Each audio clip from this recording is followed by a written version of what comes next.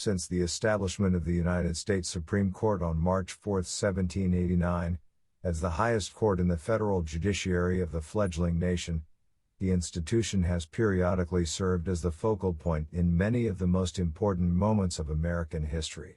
Whether for better or for worse, the power wielded by the justices of the Supreme Court is matched by only a handful of individuals across the branches of American government. Offering the final interpretation of the Constitution, as well as presiding as the last court of appeal, the members of the Supreme Court have literally, and at times controversially, changed the very face of the nation they are charged with overseeing. Here are 20 of the most impactful historic judgments made by the United States Supreme Court that you should know about. Number 20. Chisholm v.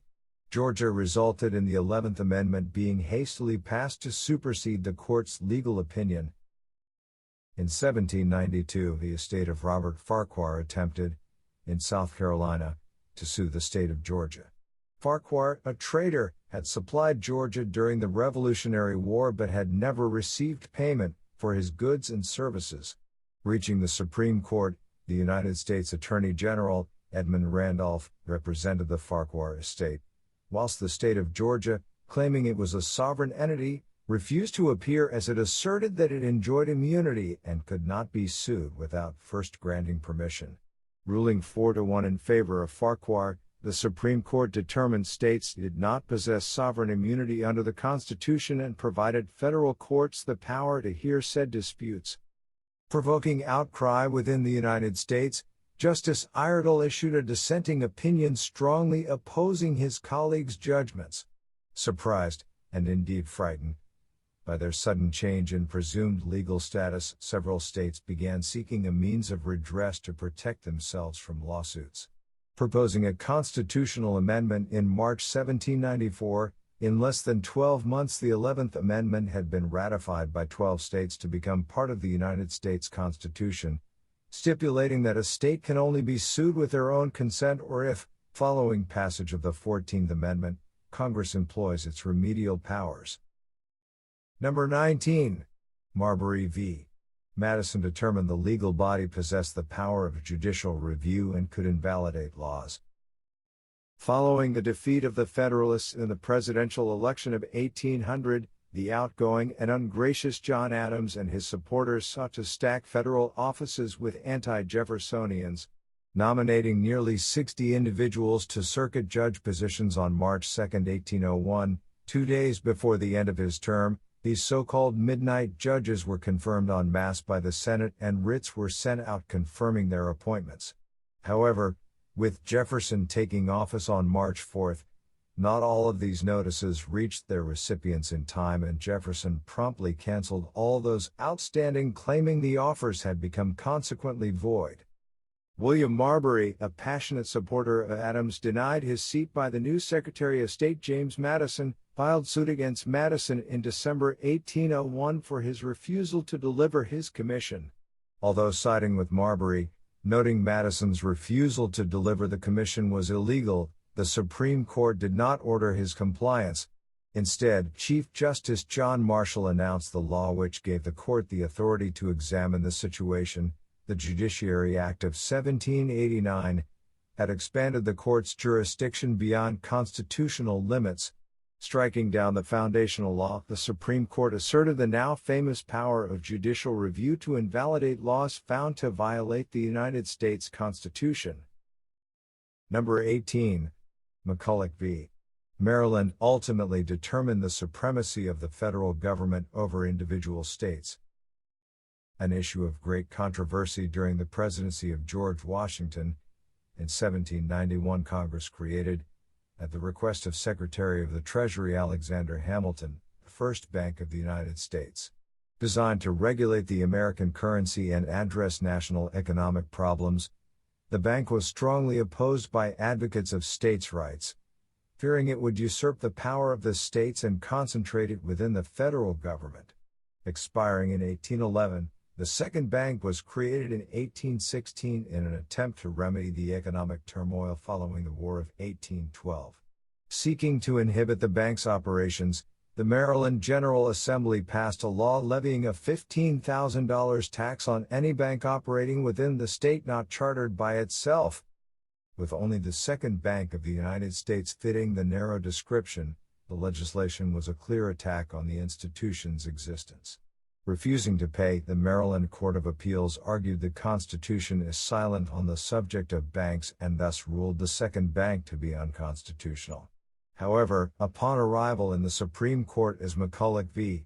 Maryland in 1819, a different interpretation was imposed.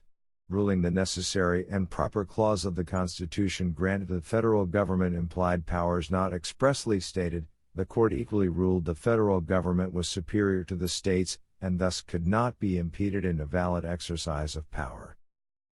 Number 17. Gibbons v. Ogden originated as an effort to break a harsh monopoly in the Orleans Territory. In 1808, the legislature of the state of New York granted Robert Livingston and Robert Fulton exclusive navigation privileges over all waters within the jurisdiction of the state for a period of 30 years. Petitioning other states and territories for similar monopolies, only the Orleans Territory was as generous. Unsuccessfully challenged by competitors who had to pay a franchise fee to Livingston and Fulton to operate boats, in 1818 Thomas Gibbons began operating his own steamboat on Aaron Ogden's licensed waters. Infuriating the fee-paying Ogden, Gibbons claimed authority from Congress under a 1793 law regulating coasting trade. Seeking an injunction against Gibbons in the Court of Errors in New York, the court found in favor of Ogden, arguing states often legislated on issues of interstate trade and their powers were concurrent with those of Congress. Appealing to the Supreme Court, Gibbons sought to destroy the monopoly, crushing his business. Victorious, the court ruled that not only did any license issued by federal law take precedence over one issued by a state due to the Supremacy Clause, but Congress' power to regulate commerce concerned more than just the commodities themselves, including also navigation and the internal workings of said trade. Number 16. Dred Scott v. Sandford remains an indelible stain on the American nation. An enslaved African American, Dred Scott sought to sue for the freedom of himself, his wife, and their 2 daughters, arguing that because they had lived in Illinois and the Wisconsin Territory for 4 years, where slavery was illegal, they should be emancipated. Ruling 7-2, the Supreme Court not only resolved that the Missouri Compromise was unconstitutional, for it would improperly deprive Scott's owner of his legal property, but also held any person of African ancestry to be ineligible to claim citizenship in the United States, and that without citizenship Scott had no standing to even sue in a federal court. Hoped by Chief Justice Roger Taney to settle the ongoing slavery question, his decision would trigger an earthquake in American politics. Prompting outrage across the United States except among slaveholding states, the Supreme Court was vilified as never before. Serving as an indirect catalyst for the American Civil War, spurring abolitionists in the North to become noticeably more radical in their opposition to the institution of slavery, whilst the South decried attacks on slavery as unlawful assaults on the stated law of the land. The ruling also aided in the Panic of 1857. Financial markets erupted into chaos. Today, the ruling is widely held as among the worst ever made by the Supreme Court. Number 15. Plessy v. Ferguson upheld the legality of racial segregation under the justification of separate but equal. Following passage of the Separate Car Act in 1890 in Louisiana, which required separate accommodations for blacks and whites on all railroads including the use of different railway cars, Homer Plessy, an individual who was 7/8 of European descent and just 1/8 African, consequently being designated as colored, served as the plaintiff as part of an organized bid to overturn the discriminatory legislation. Arrested upon taking his seat in a first-class whites-only railway car, Plessy sought legal redress under the 13th and 14th Amendments, stipulating equal treatment under the law. However, failing to find a receptive response at the state level, Plessy appealed to the United States Supreme Court in 1896. Represented by white supremacist Milton Joseph Cunningham, Louisiana defended itself vigorously against Plessy's claims. Ruling 7-1 in Louisiana's favor, the court dismissed any applicability of the 13th Amendment, determining it merely provided the most basic provisions of legal equality to ensure freedom from slavery. Furthermore, the Supreme Court resolved that laws demanding racial separation did not inherently imply any racial inferiority but were instead provisions of necessary policing powers required by a state to function. Provided services treated customers as separate but equal. The court reasoned no crime was being committed by a state in segregating individuals by race. Number 14. Shank v. United States provided the earliest determinations on limitations of free speech for wider public good. Following the United States' entry into World War I, American society was deeply divided concerning the nation's role in the overseas conflict, opposed by those belonging to the radical left, particularly persons of Irish and German heritage. The Wilson administration enacted a broad campaign of criminal enforcement against dissenters. As General Secretary of the Socialist Party, Charles Shank oversaw the printing and mailing of more than 15,000 flyers to individuals selected for conscription, encouraging them to refuse military service. Convicted under Section 3 of the Espionage Act of 1917, Shank appealed to the Supreme Court, arguing such a punitive measure was contrary to his rights under the First Amendment. However, issuing a unanimous opinion written by Oliver Wendell Holmes, Jr., the court reasoned Shank's criminal conviction was constitutionally sound. Arguing the First Amendment is not absolute in the provisions it offers, Holmes asserted when a nation is at war, many things that might be said in time of peace are such a hindrance to its effort that their utterance will not be endured so long as men fight, contending Shank's actions posed a clear and present danger to the war effort.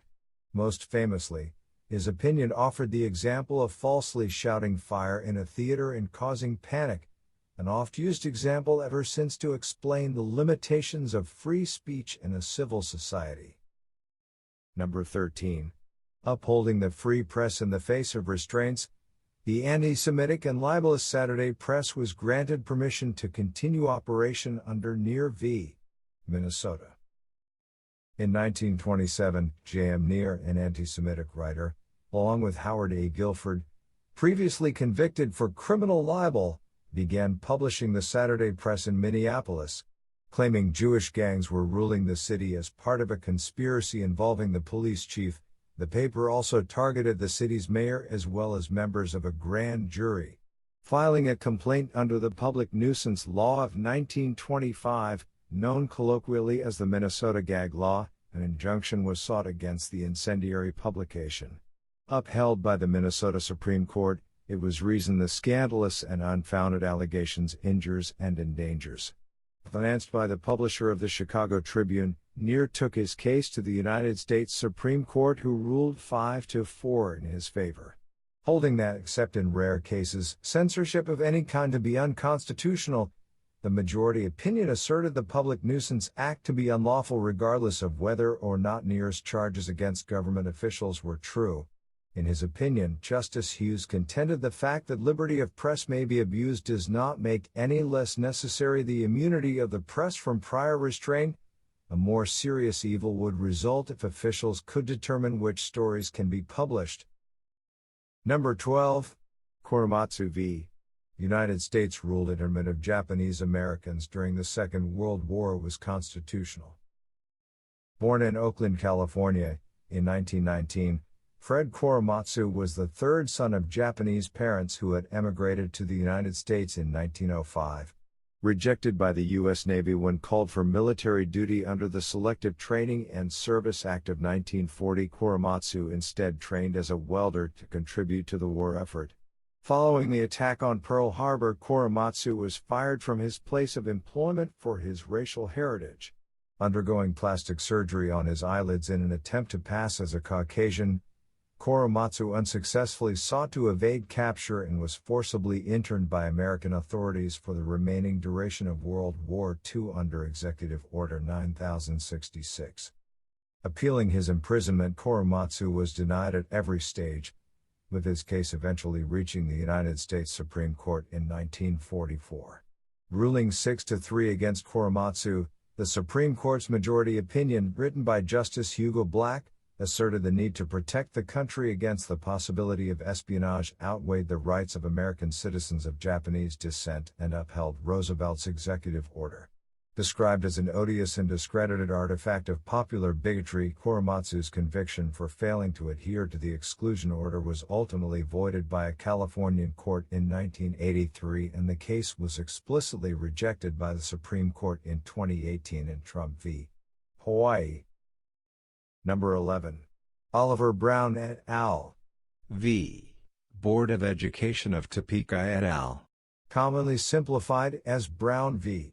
Board, overturned racial segregation in 1954.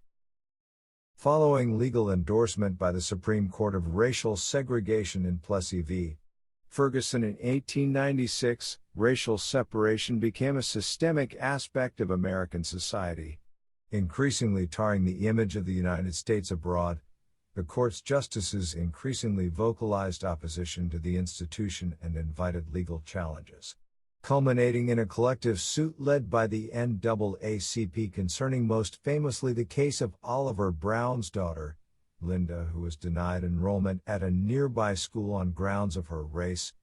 A succession of lesser courts upheld the decision by the Board of Education of Topeka, citing Plessy v. Ferguson.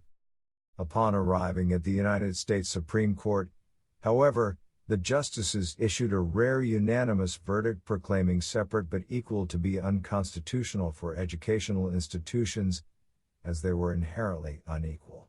Finding all such facilities to be in violation of the Equal Protection Clause of the 14th Amendment, the Supreme Court issued a subsequent order as part of Brown 2 for all states to desegregate with all deliberate speed. Met with anger and resistance throughout much of the American South, the overturning of Plessy v. Ferguson paved the way for the civil rights movement and racial integration despite the ardent opposition the ruling received. Number 10. Matvey Ohio began the process of solidifying the rights of defendants by dictating illegally obtained evidence should be regarded as inadmissible at trial.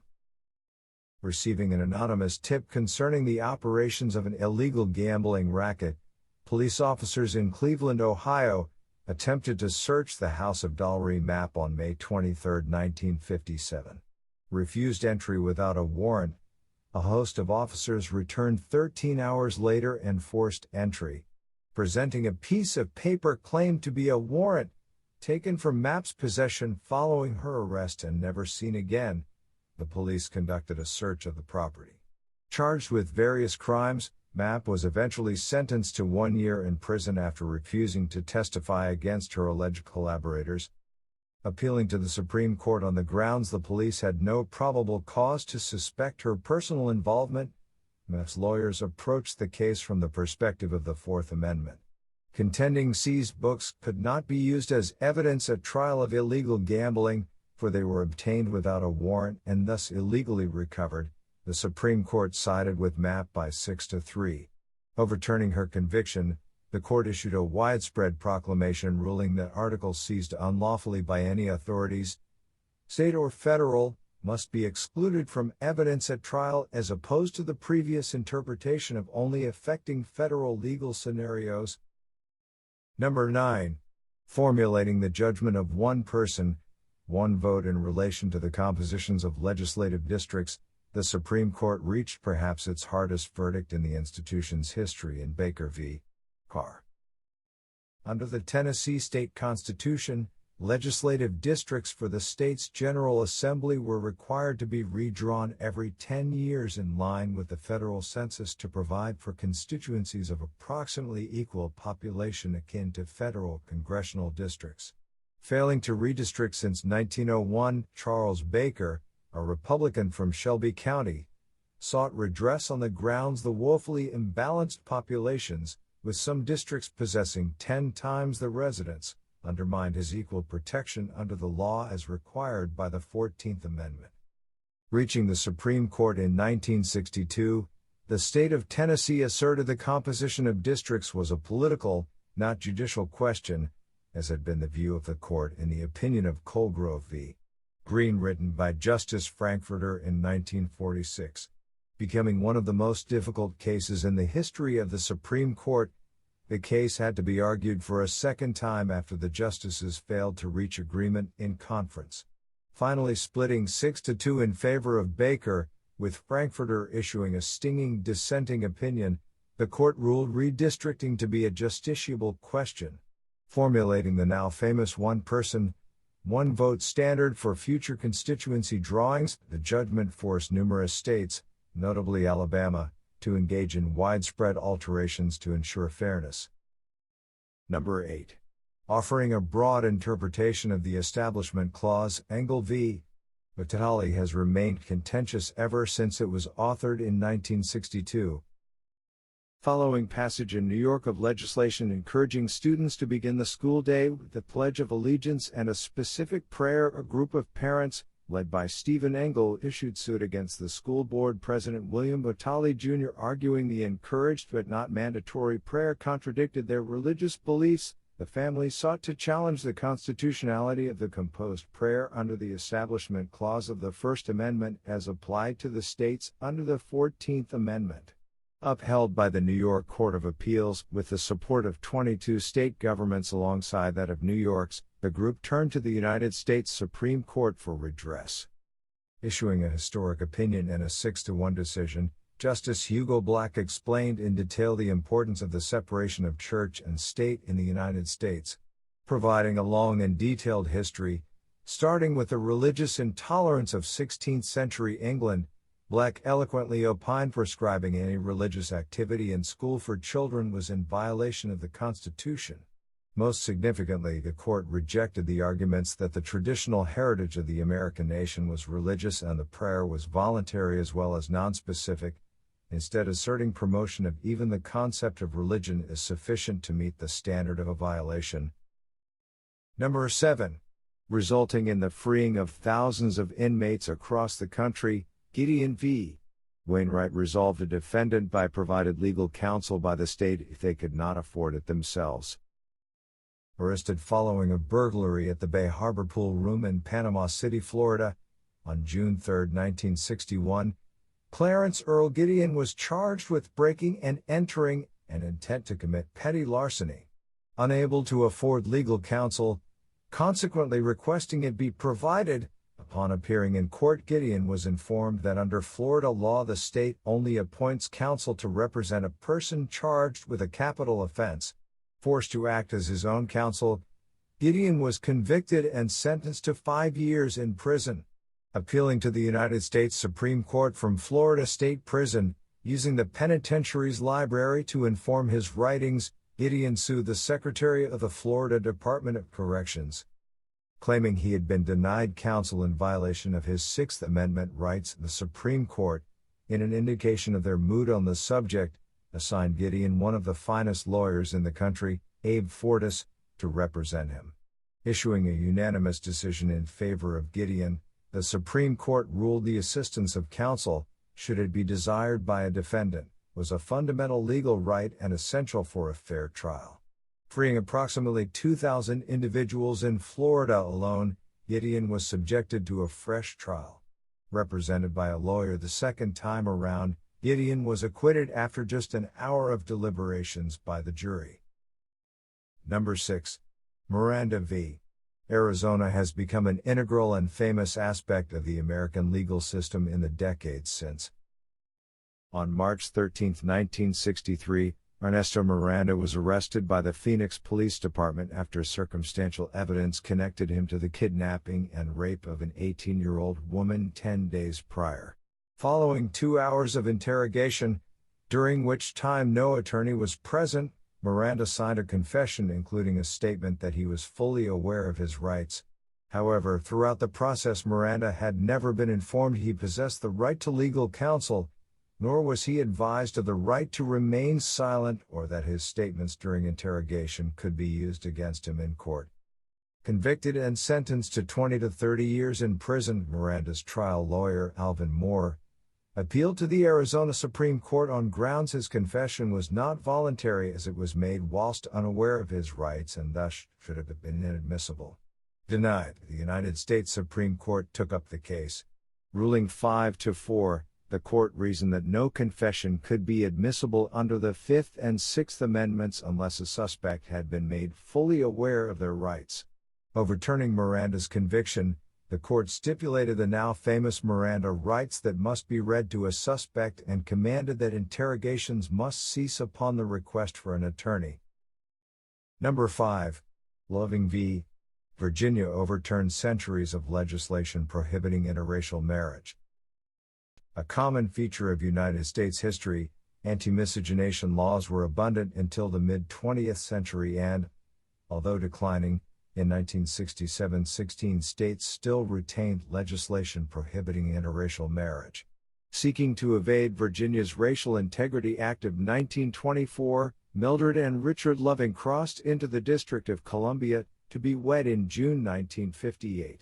Nevertheless, upon being raided by the police the following month, who were hoping to find them engaging in intercourse, an act which would have been illegal under Virginian law also, the pair were arrested under the Virginia Code which outlawed interracial couples from being married out of state and subsequently returning. Failing to win appeals at the state level, who consistently upheld the anti-miscegenation laws and the pair's resultant convictions, the couple desperately filed with the United States Supreme Court. Overturning the Lovings' convictions in a unanimous decision, the Supreme Court also overruled a precedent previously set in Pace v. Alabama dating from 1883, ordering the end of all race-based legal restrictions on marriage in the United States. A court ruled the freedom to marry was a constitutionally protected liberty, and any arbitrary deprivation of it violated the Due Process Clause. The historic case was recently cited once more as part of the legalization of gay marriage in 2013 in Obergefell v. Hodges. Number 4. The disjointed conclusion of Furman v. Georgia resulted in the death penalty becoming inapplicable in the United States for 3 years.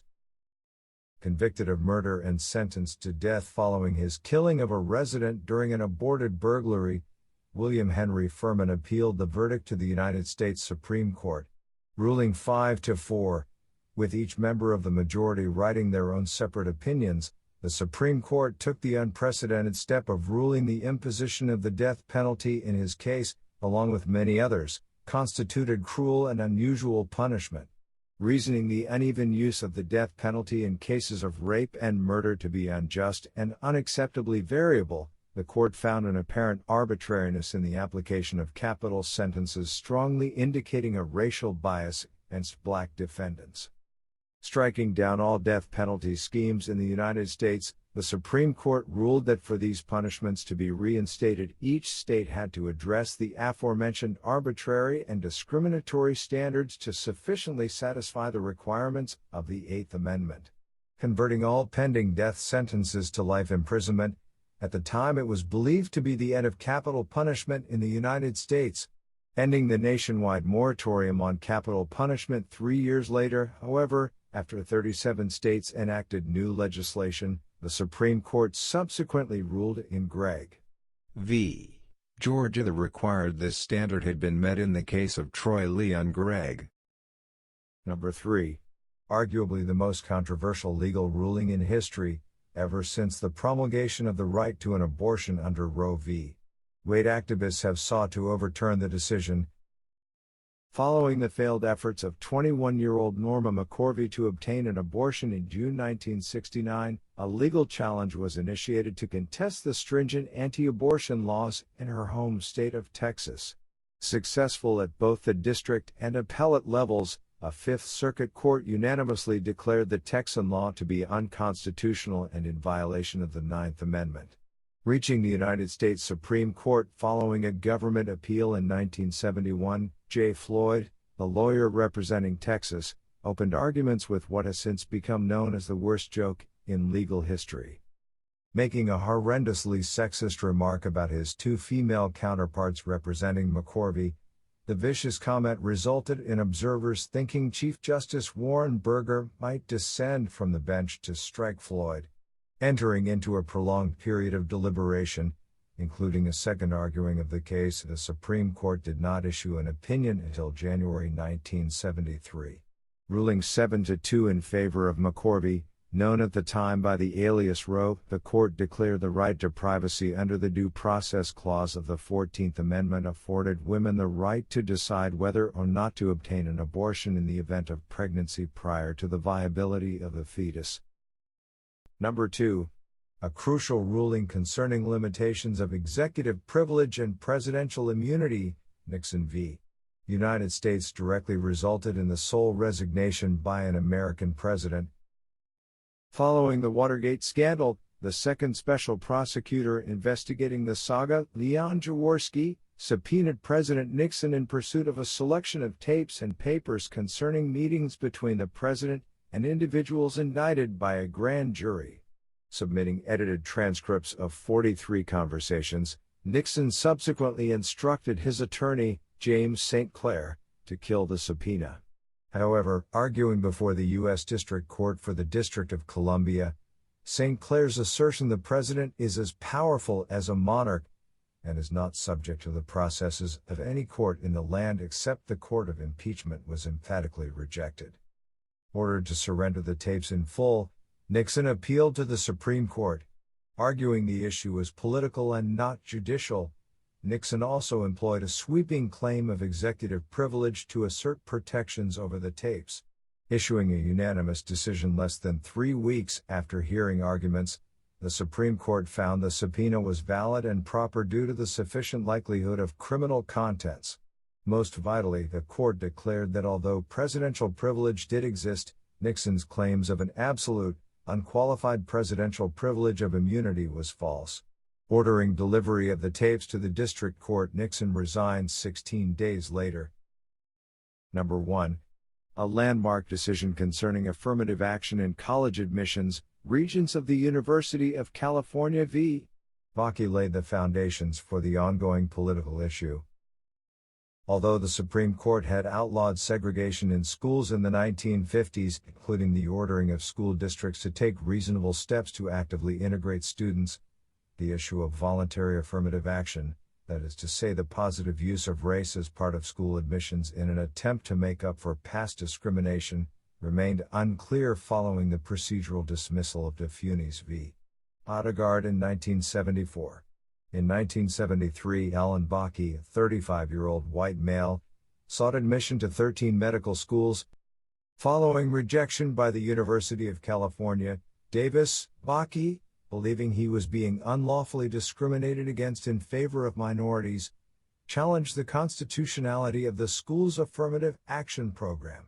Fracturing the court, the contentious issue was addressed by 6 separate opinions from the 9 justices. Ultimately ruling affirmative action was permissible within limits, with race allowed to serve as one of many factors in college admissions. The court determined explicit racial quotas, such as those used at the University of California, Davis School of Medicine, were unlawful. Davis had previously instituted a quota of 16 out of 100 seats for minority students and, following the ruling, the system was removed and Bakke ordered admitted.